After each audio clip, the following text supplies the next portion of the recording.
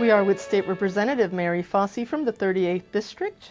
So the budget proposals came out earlier this week from both the Senate and the House. But before I ask you about what's in them, I want to ask you, why are we in this hole to begin with? So in Washington State, we, to begin with, have a very unfair tax system.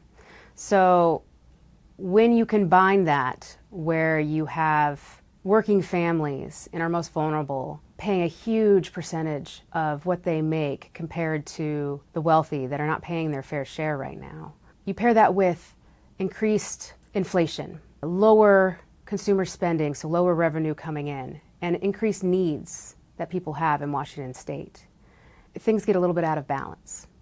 So the Democrats have put forward in the House a budget that really focuses on balancing so that everyone can pay their fair share and the burden's not put on our most vulnerable and working families. The budgets in the House and the Senate are different. Mm-hmm. Talk to us about one of the biggest differences that you see. I think one of the big differences that means a lot to me, I think, and a lot in the 38th, is we are not focused in the House on furloughing workers.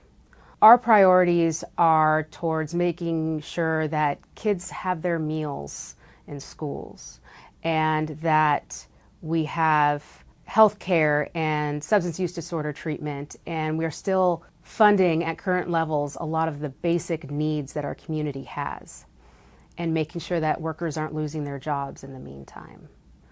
Both the Senate and the House has different approaches to revenue options.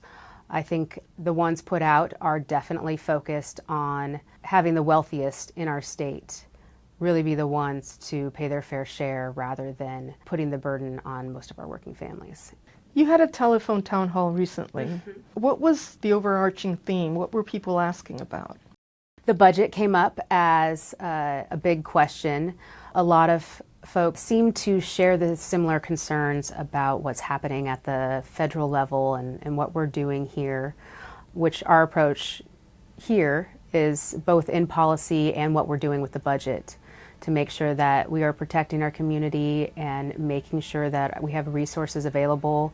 We have prioritized making sure that our 988, for instance, is fully funded, that we're really taking care of our constituents and our residents here in light of the uncertainty that's happening at the federal level.